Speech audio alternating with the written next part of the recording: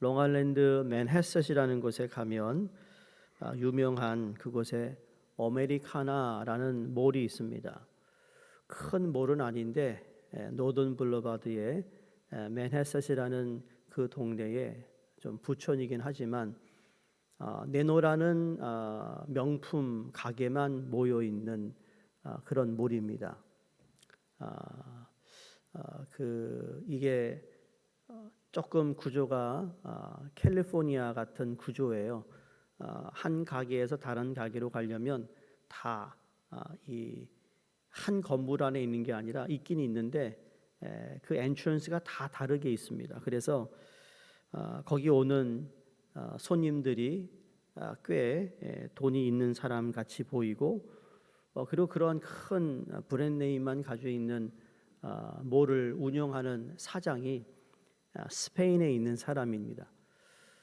저희 집사람이 어느 롱아일랜드 컨서베티브라는 거기서 행정적인 일을 맡고 있을 때 누구 초청을 받아서 그 부근에 있는 식당에 브런치를 같이 가기로 했어요. 갔는데 들어가자마자 이렇게 테이블 코너에 어느 이렇게 점잖고 좀 나이가 들어 보이시는 그런데 정장을 한 아주 딱 보면 멋쟁이에요.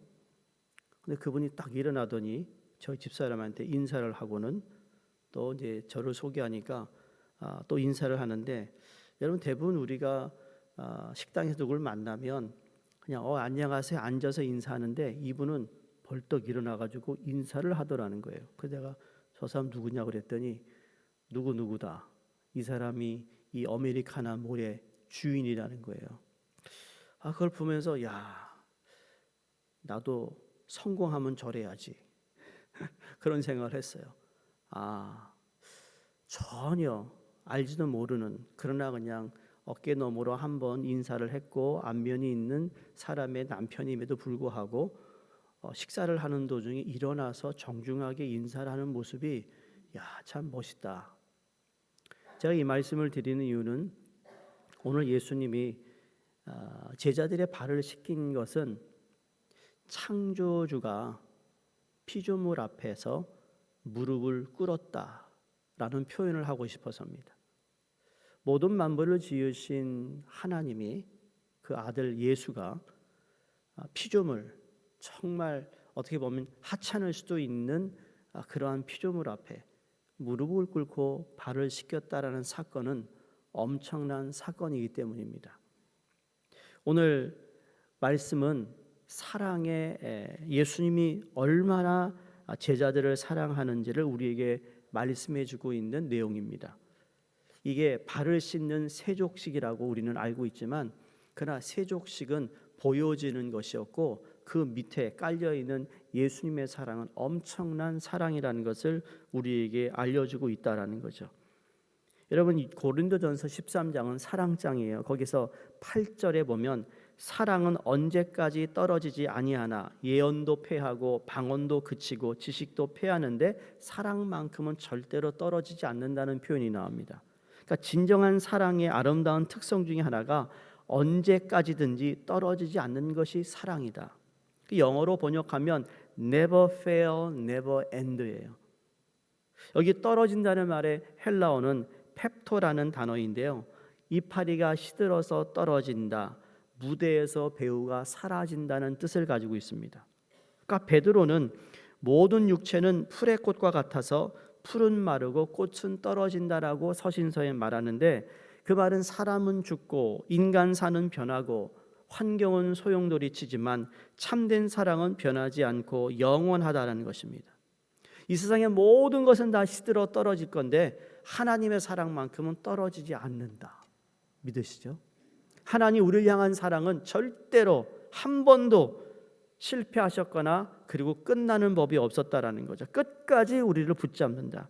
환경에 따라 여건에 따라 세월에 따라 사랑이 변했다면 그건 진정한 사랑이 아닌 거예요. 요한계시록 2장에도 보면 에베소 교회를 향하여 주님이 이런 말씀하세요. 그 교회 성도들에게 수고도 있고 인내도 했고 판단력과 정의감과 진실도 있다고 말씀합니다. 그런데 책망할 것이 하나 있는데 너희가 첫사랑을 잃어버렸다.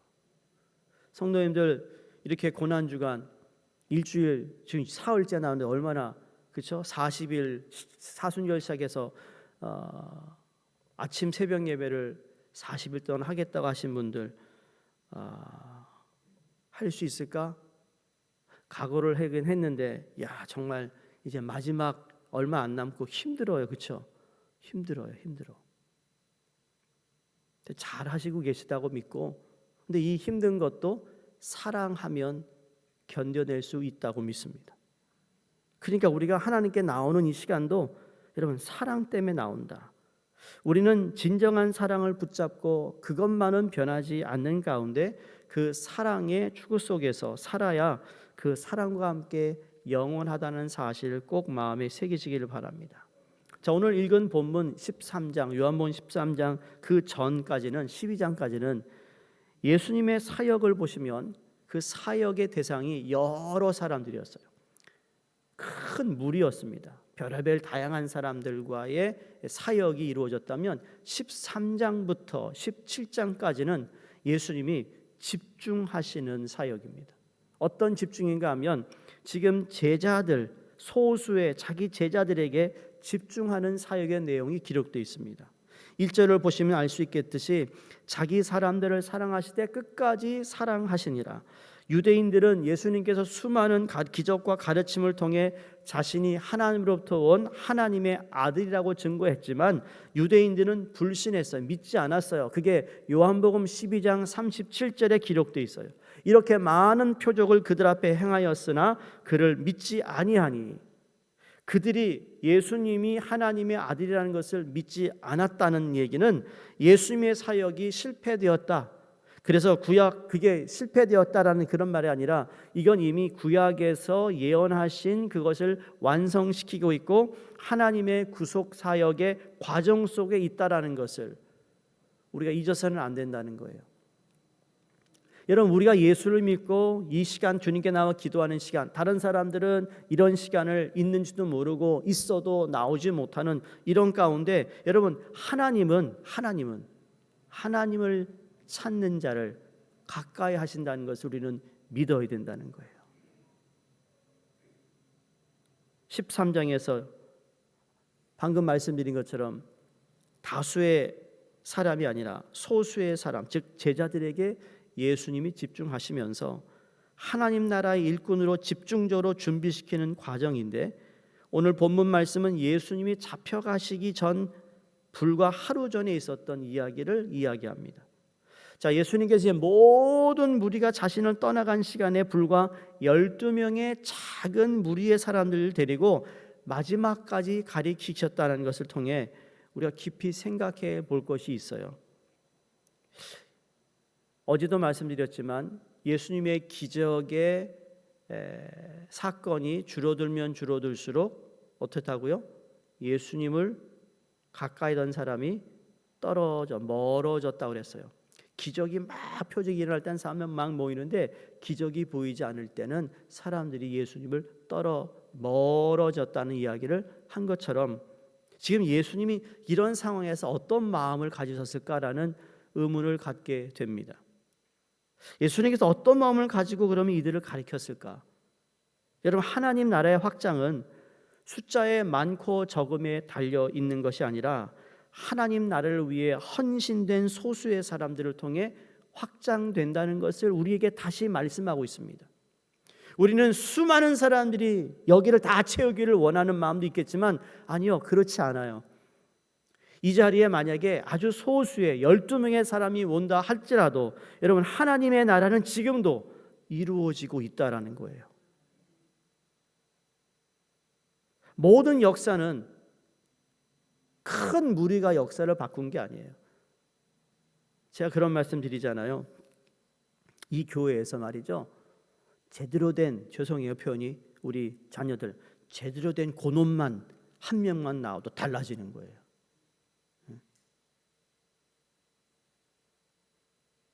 여러분, 스태튼 아일랜드에서 자란 황영성이라는 꼬마가, 학생이 목사가 됐잖아요.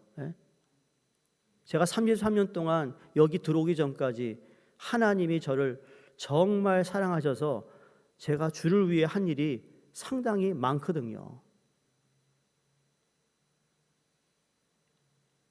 제가 자랑하는 게 아니라 제가 참 저 스테튼 아일랜드 저 옛날에 여기 쓰레기를 갖다 버렸던 섬이잖아요. 제가 밴쿠버를 갔더니요. 어디서 왔네요? 뉴욕. 어디서 자랐네요? 스테튼 아일랜드 자랐더니 거기 쓰레기 버리는 데 아니에요. 그 얘기 듣는 순간 제가 쇼크를 먹었어요.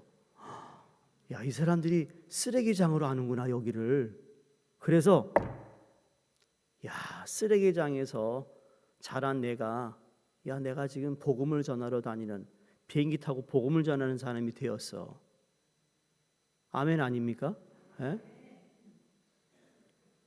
부끄러운 일이 아니라는 거예요. 나사렛 예수, 나사렛에서 뭐 제대로 된 게 나오니? 그렇게 얘기했어요. 그 쓰레기장이었던 섬에서 뭐 대단한 인물이 나올까?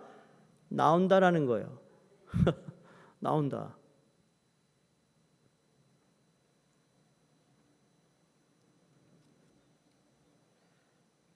아침부터 제 얘기하려는 건 아닌데 하나님은 많은 사람들을 통해 하나님의 일을 하실 수도 있지만 하나님이 소수의 사람에게 집중하고 사도 바울이 두란노라는 곳에 가서 2년 동안 집중 교육해서 그들이 아시아의 그 지역에 엄청난 복음의 사역자들이 되었던 것을 우리가 알잖아요. 똑같은 거예요. 소수를 통해 하나님이 하나님 나라를 확장하는데 오늘 13장은 예수님께서 제자들을 정결케 하는 장면이 기록되어 있습니다. 자, 오늘 읽은 1절에서 17절까지는 예수님께서 제자들의 발을 씻겨주시는데 18절부터 마지막 절까지는 제자들 가운데 가룟 유다가 떠나게 되는 장면이 기록되어 있어요. 자, 보세요. 하나는 예수님이 물로 제자들을 씻어주세요. 정결케 하세요. 다른 하나는 가룟 유다가 제자들을 떠남으로 말미암아 예수님이 세우신 작은 공동체, 이 언약의 공동체가 정결해지는 과정이 있어요. 여러분, 정결해지는 과정이 얼마나 중요한지 아세요? 사도행전에 초대교회가 부흥을 합니다. 부흥을 하는데 아나니아 삽비라가 자기도 땅을 팔았어요. 바나바가 땅을 팔아가지고 교회에다가 헌금하고 필요한 사람에 나눠주는 거고 자기도 그러고 하고 싶은데 땅을 팔았는데 팔아가지고 돈을 딱 쥐어보니까 아까운 마음이 든 거예요. 그래서 어떻게 하죠? 조금 숨겨놨어요. 땅에다가. 그러고는 여기 있습니다 가져왔더니 베드로가 성령에 충만하니까요. 슈퍼맨 같은 투시력이 있는 거예요. 얘 봐라. 돈 어디 갔니? 물어요. 이게 전부 다냐? 그랬더니 네, 전부 다예요. 어떻게 돼요? 그 자리에서 죽어버려요. 왜 죽였을까? 똑같은 거예요. 하나님이 예수 그리스도의 보혈로 지금 교회가 순수하고 정결하게 복음을 위하여 정말 하나님 나라를 세워가는 이 공동체가 거짓의 영, 거짓말의 영, 이것이 들어올 수 없다라는 걸 그 자리에서 차단시킨 거예요. 이게 정결이에요. 그러니까 가룟 유다, 사단이 들어와 가지고 이 12명의 예수 그리스도의 공동체를 망가뜨리려는 이 가룟 유다가 떠났다는 이야기는 정결이 이루어지는 거예요. 다시 순수함을 지키는 공동체로 하나님께서 역사하고 있다라는 거죠. 여러분, 불순물은요 태워버려야 되는 겁니다. 아멘이세요? 내 안에 있는 불순물도 태워야 되고 교회에 있는 불순물도 태워야 된다는 겁니다. 그래야 교회는 정결해지는 겁니다. 무슨 전통 관례에 의해서 복음적이지 않고 비본질적인 것을 강조하는 불순물들을 태워야 되는 겁니다.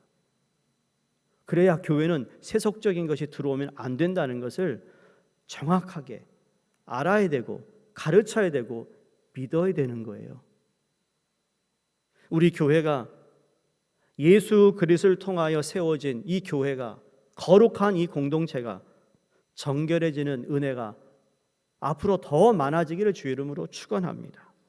그런데 오늘 1절에 예수님이 자기 사람을 사랑하시되 끝까지 사랑하셨다고 기록합니다. 요한복음의 문맥은 예수님이 끝까지 하는 사랑을 우리에게 증거해 주고 있어요. 자, 내일이면 예수님이 십자가에 지시는 순간인데 죽음 앞에 직면해 있는 예수님, 마지막 죽음에 직면하는 순간에 제자들에 대한 자신의 사랑을 다시 한번 점검하시면서 끝까지 사랑하신다고 말씀합니다. 이게 예수님의 사랑입니다. 어떤 사랑이라고요? 끝까지 사랑하신다. 그래서 1절에 끝까지 사랑하심이라는 말에는 끝까지 우리를 사랑하시는 사랑이 여기 세족식에서 상징적으로 드러나는 겁니다. 여러분, 세족식은요, 예수님의 섬김, 예수님의 헌신도 있지만 예수님의 사랑인 거예요. 그 사랑에는 예수님은 두 가지의 사랑을 우리에게 말씀하세요. 하나는 영어로 symbolic love예요. 상징적인 사랑이에요. 다른 건 realized love예요. 이게 우리의 삶에 정말 하나님이 상징적인 것이 이제는 이렇게 우리에게 보여지는, 깨닫게 되는 사랑인 거예요. 이 두 가지가 다 있는 거죠. 여기 있는 십자가, 상징적인 십자가의 사랑이에요. 근데 이 십자가, 눈에 보이는 십자가에서 보이지 않는 사랑이 뭐죠? 내가 그 사랑을 깨닫는 거예요. I realized how much he loved me. 하나님 나를 얼마나 사랑하는지 내가 알았어요. 이건 눈에 보이는 십자가보다도 더 크게 내 마음을 울리는 거잖아요. 그 사랑을 주님이 지금 하고 있는 거예요. 자, 그런데 바로 이러한 끝까지 사랑한다는데 사단은 항상 하나님의 사랑이 역사할 때마다, 아니 걔도 역사해요. 걔도. 걔가 누구라고요?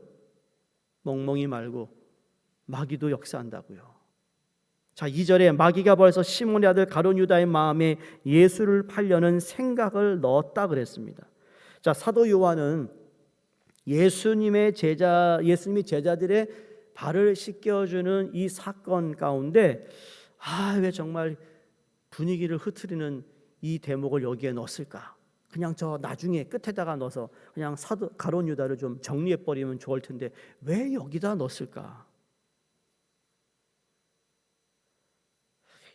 예수님을 팔려가는 가룟 유다와 예수님께서 심지어 자신을 팔려는 가룟 유다까지 발을 씻기시는 예수님의 끝없는 사랑을 대조하기 위한 의도가 여기에 담겨 있다라는 것을 발견합니다. 예수님께서 끝까지 사랑하셨던 사랑은요, 그 사랑의 대상을 가룟 유다까지 포함시켜요. 나를 팔려가는 가룟 유다를 배제하지 않아 버려요. 그 가룟 유다가 끝까지 나를 팔아먹는 것을 알면서도 끝까지 내가 가룟 유다를 사랑하시는 예수님이 우리 하나님의 예수님의 사랑이라는 것을 믿을 수 있기를 바랍니다. 마태복음 5장 44절에 보면 예수님이 이런 말씀하셨어요. 너희 원수를 사랑하며 너를 핍박하는 자를 위해 기도하라. 가능한가요, 여러분? 가능할 수 있기를 바랍니다. 원수를 사랑한다? 다 사랑하네. 그것만큼 못하겠어요. 너를 핍박한 자를 위해 기도하라. 그러니까 예수님은 이미 가룟 유다까지 사랑하고 있었다라는 것을 실천하고 계셨던 것을 우리가 알 수 있다라는 겁니다. 자, 그런데 마귀가 가룟 유다에게 예수를 팔아 넘을 생각을 뭐 했다고 그랬어요? 거기에 넣었다의 원문을 보면, 원어에 보면 영어로 throw입니다. 던지다입니다. 가룟 유다 마음에다가 던져놨다라는 거예요. 무슨 말인가? 이런 생각을 넣었을 때 가룟 유다가 할 수 없이 받아들일 수밖에 없었던 상황이가 아니라 가룟 유다가 자신에게 던져진 이 생각이 자신이 거절할 수도 있었다라는 의미예요. 자, 누가 여러분이 공을 던졌어요. 받았어요. 받으면 뭐라고 그러죠? 여러분이 그 공을 누구한테 던질 수 있는 선택이 있습니까? 없습니까? 없어요? 갖고 싶으세요? 있지요. 던질 수 있는 거예요. 가룟 유다가 사단의 유혹에 이끌림을 받도록 허락했다는 의미가 바로 넣었다라는 거에 포함되어 있다라는 거죠. 이게 무서운 거예요. 사단이 우리에다가 갖다 넣어요. 남을 미워하는 마음, 시기하는 마음, 안 좋은 마음을 갖다 넣어요. 저 사람에 대해서 내가 색안경을 쓰고 있는 그런 마음을 갖다 넣어요. 왜? 내가 그 사람에게 섭섭한 일을 당하거나 어떤 일을 통해서 내 마음이 지금 별로 좋지가 않아. 저 사람에 대해서 그 사람에게 얻어먹은 것도 없는데 별로 안 좋아하는 거 있잖아요. 던져는 거예요. 우리는 그럴 때마다 그걸 오늘 예수님이 보여주셨던 것처럼 끝까지 믿어주고 사랑해 줄 마음을 가져야 된다는 거예요. 가룟 유다를 통해 저희가 깨달아야 하는 것은 예수님을 따라다닌다고 해서 예수님의 제자가 아니라는 거예요.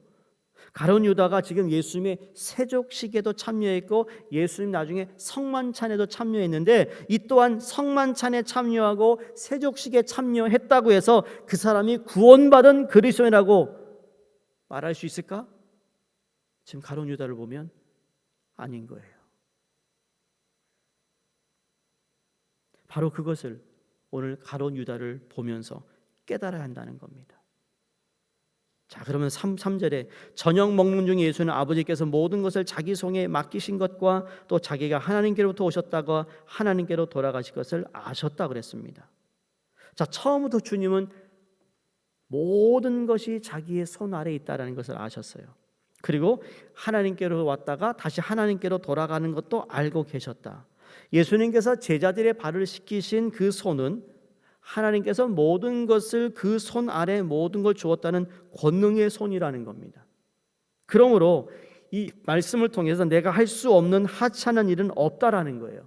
자, 우리가 그분의 다스림을 받고 그분 아래 살고 그분을 모시고 살고 그분을 닮아간다는 삶은 여러분 주를 위해서 하는 모든 일은 하찮은 일이 아니라는 거예요.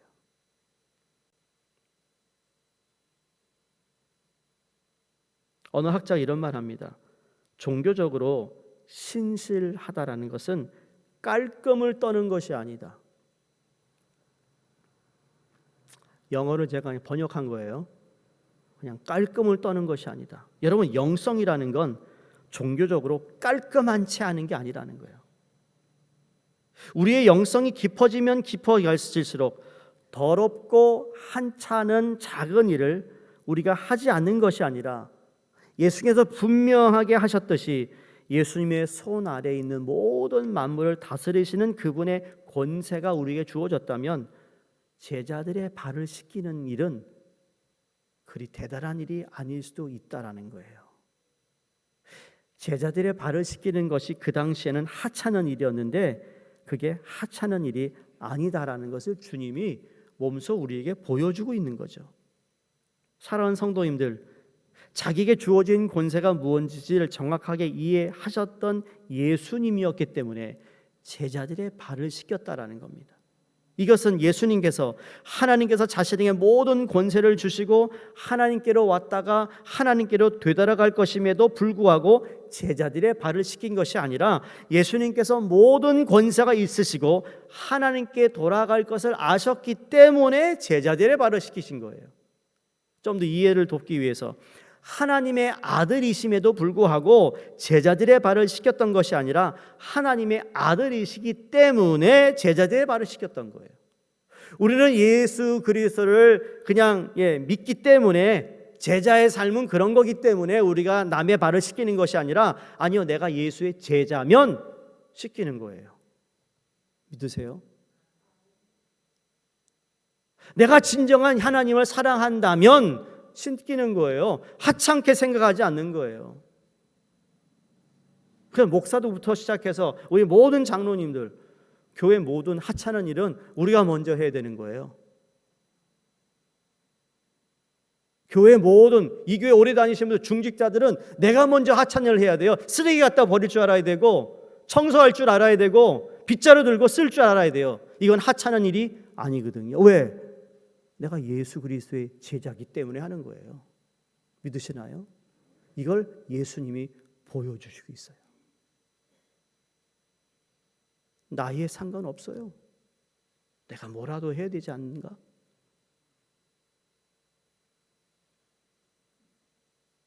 마가복음 10장 43절 45절에 너희 중에는 그렇지 아니하니 너희 중에 누구든지 크고자 하는 자는 너희를 섬기는 자가 되고 너희 중에 누구든지 으뜸이 되고자 하는 자는 모든 사람의 종이 되어야 하리라. 이것은 예외적인 것이 하나도 없어요.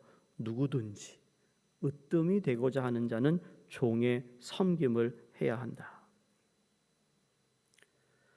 지금 예수님이 예루살렘 입성하는 그 사건 그 전부터 제자들은 무슨 이야기를 했죠? 시간만 있으면 뭐 했어요? 제자들이 무슨 얘기했어요? 야, 예수님이 나중에 왕이 되면 야고보와 요한이 야, 우리가 좌편 우편에 앉아야지.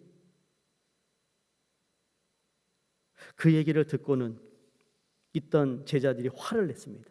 니들 무슨 말 하는 거야? 베드로는 수제자니까 그래 한 자리 줄게. 근데 누가 어디 자리에 앉지? 이거 가지고 다퉜다 그랬어요. 그래서 예수님이 그 말씀하신 거예요. 너희 중에 으뜸이 되고자 하는 자가 먼저 섬겨라. 내가 섬기러 왔다.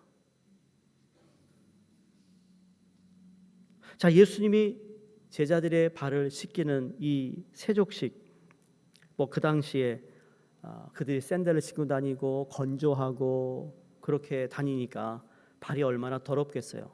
그래서 집에 들어가기 전에 항상 발을 씻어야 됐어요. 그래서 가나 혼인 잔치에 큰 물두멍이가 있었다는 것은 그 물을 가지고 발을 씻는데 여러분 그건 종이 하는 일이었어요. 그런데 유대인들 가운데 종이 있는데 유대인이 종이라 할지라도 그 종은 발 씻기는 일은 하지 못하게 금지되어 있어요. 그게 하면 모욕이다. 그걸 시키면 모욕이라는 거죠. 그래서 유대인들 종들은 발 씻기는 일을 하지 않았어요. 그러니까 지금 예수님과 제자들이 만찬하러 들어갔는데 지금 아무도 발을 씻길 사람이 없었던 거예요. 그리고 아무도 발을 씻으려고 먼저 나서는 사람도 없어요. 그리고 자기 발을 자기가 씻으면 됐는데 그것도 안 하고 지금 앉아 있다라는 겁니다. 한심하지 않아요? 그런데 예수님이 오늘 본문에 보니까 일어나 겉옷을 벗고 수건을 가져다가 허리에 두르시고 대야에 물을 떠서 제자들의 발을 씻으시고 계십니다. 자, 지금 예수님이 하신 행동은 유대인 종들조차 시키지 않는 이방인 종들이나 하는 최고로 모욕적인 일을 예수님께서 자청하시고 그것도 식사를 끝나고가 아니라 식사 중에 하시게 되는 매우 당혹스러운 장면이 벌어집니다. 유대인들의 사고방식 속에 허리에 수건을 맨다는 의미는 종이 하는 일이라는 겁니다. 외관으로 들어보는 겁니다. 그래서 딱 봤을 때 허리에 수건을 차고 있는 자는 누구예요? 그 집의 종이라는 것을 금방 알아차린다는 거예요. 그러니까 예수님이 지금 스스로 종으로 제자들의 발을 씻기고 있는 거예요. 아까 서론에 말씀드렸죠? 창조주가 피조물 앞에 무릎을 꿇었어요. 창조주께서 피조물 앞에 겉옷을 벗었어요. 그리고 허리에 수건을 차고 이방인 종들이 하는 행위를 주님께서 나는 종이다 라고 하는 상징적으로 보여주고 계시더라는 거죠. 누가복음 22장 27절에 함께 읽습니다. 앉아서 먹는 자가 크냐 섬기는 자가 크냐 앉아 먹는 자가 아니냐 허나 나는 섬기는 자로 너희 중에 있노라. 아멘. 예수님께서 허리에 수건을 두르신 것은 섬기는 자로 우리 가운데 오셨다라는 것을 상징적으로 나타낸 사건입니다. 기억하세요. 빌립보서 2장 6절 7절입니다. 같이 읽습니다. 그는 근본 하나님의 본체시나 하나님과 동등됨을 취할 것으로 여기지 아니하시고 오히려 자기를 비워 종의 형체를 가져 사람들과 같이 되었다라고 기록합니다. 사랑하는 성도는 이것이 진정한 종의 모습이요 진정한 섬김의 모습인 줄로 믿습니다. 이에 베드로가 어떻게 반응하죠? 주여 주여 주여 주께서 내 발을 왜 씻습니까? 라고 완강하게 거절합니다. 이건 베드로의 무지입니다. 자기의 무지를 다시 드러내 보이고 있어요. 예수께서 잡히시던 시기 바로 직전에 제자들의 발을 씻기시는 이 사건이 갖고 있는 상징적인 의미를 베드로는 정말 아무것도 모르고 안 된다고만 얘기합니다. 지금 사랑과 섬김의 한계를 뛰어넘는 예수 그리스도의 그 행위에 대해서 베드로는 전혀 감을 잡지 못하고 있어요. 그래서 그 베드로가 7절에 뭐라고 그러죠? 내가 하는 것을 내가 지금은 알지 못하나, 예수님이 말합니다. 이후에는 알리라. 지금은 내가 왜 이걸 하는지 모르지만, 너는 모르겠지만 이후에 너는 알리라. 그러면 이후에는 어떤 이후일까? 그럼 어떤 이유일까요? 지금 너는 모르겠는데 이제 앞으로 네가 알게 될 거야. 언제 이 사실을 알게 될까요? 예수님이 사랑과 섬김으로 하셨던 상징적인 이 종의 모습을 언제 베드로가 깨달을까요? 첫 번째는 십자가, 두 번째는 부활, 세 번째는 뭘까요? 마가의 다락방, 네 번째는 다시 부활하신 주님을 만났을 때. 그리고 그때마다 베드로가 사도가 되어서 예수님께서 자신의 발을 씻기셨던 그 상징적인 사건을 생각할 때마다 어땠을까요? 종의 모습으로 살아야 되는데 종의 모습으로 살지 않겠다. 내가 자존심이 상한다. 내 체면이 깎인다. 내가 이런 거 하러 왔느냐라고 생각이 들 때마다 주님이 내 발을 씻기셨던 것을 기억할 때마다 나는 다시 종의 모습으로 돌아갈 수 있다라는 거예요. 성도는 이걸 우리가 깨달아야 된다는 거죠. 이걸 몸소 우리가 배워야 된다는 거예요.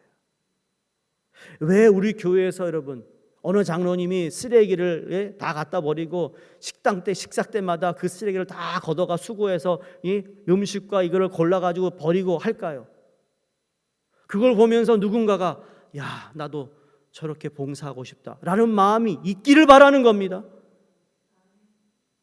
그게 그 장로님의 역할이 아니잖아요. 그런데 누군가가 저 모습이 아름답다 그런 마음으로 자진해서 할 수 있다면 우리는 제대로 가고 있는 거라는 거예요. 근데 그걸 보면서도 손에 물기 하나도 묻히지 않고 먹는 것만 탐한다면 무지했던 베드로와 똑같은 거예요. 예수를 믿는다고요? 사랑한다고요? 제자라고요?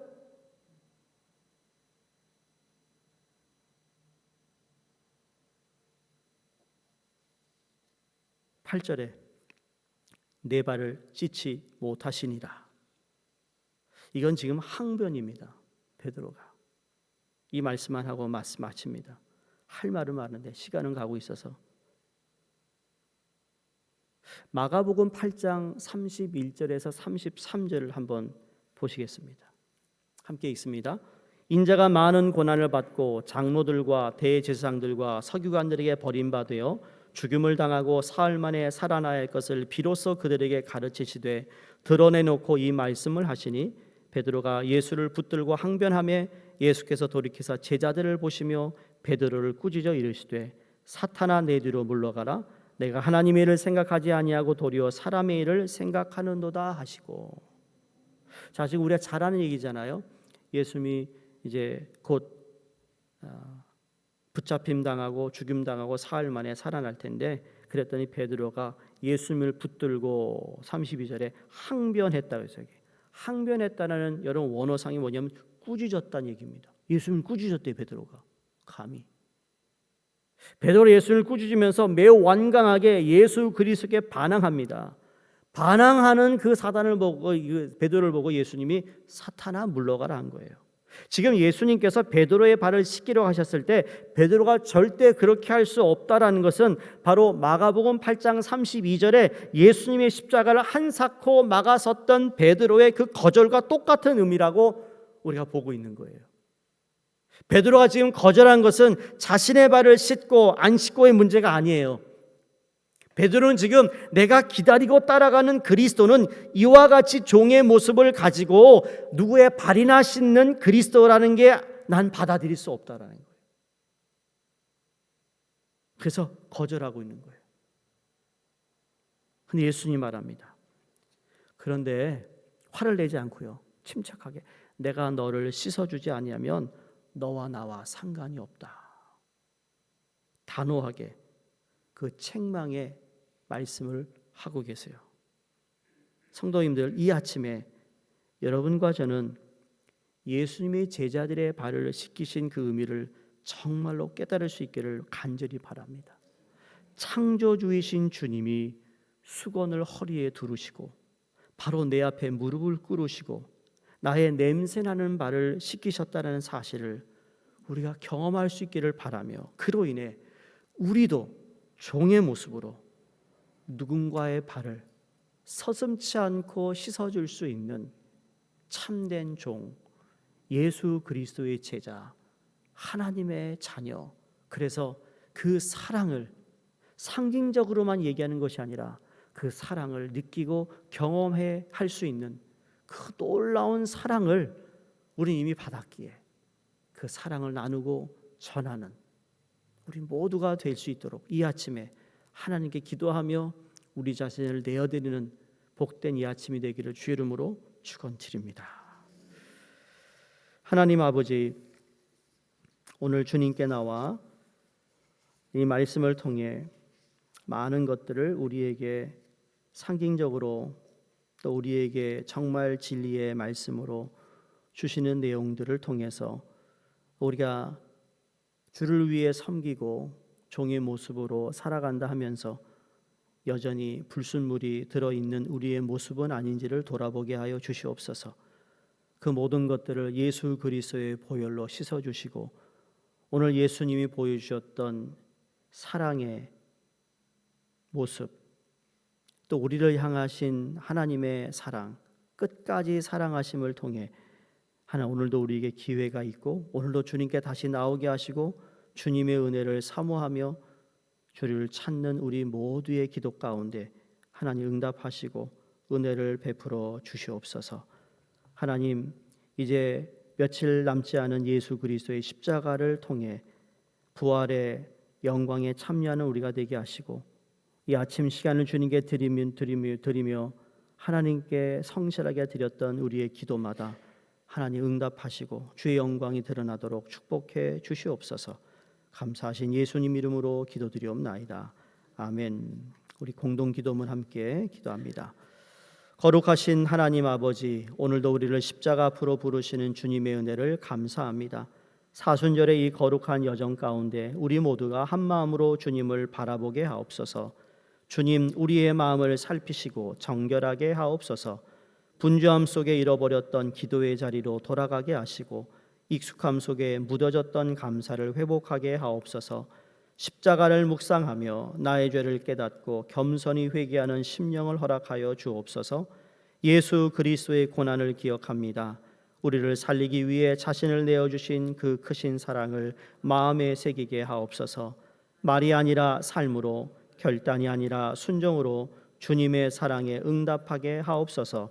이 사순절 동안 우리의 눈을 열어 이웃의 아픔을 보게 하시고 우리의 손을 열어 나눔을 실천하게 하시고 우리의 입술을 열어 위로와 복음을 전하게 하시고 우리 교회를 하나 되게 하시고 세대와 직분을 넘어 모든 성도가 한 마음으로 기도하게 하시고 십자가 앞에서 겸손히 무릎 꿇게 하시고 우리 가정과 다음 세대를 붙드시고 고난의 자리에서도 믿음을 지키게 하옵소서. 주님, 이 40일의 기도가 형식이 되지 않게 하옵소서.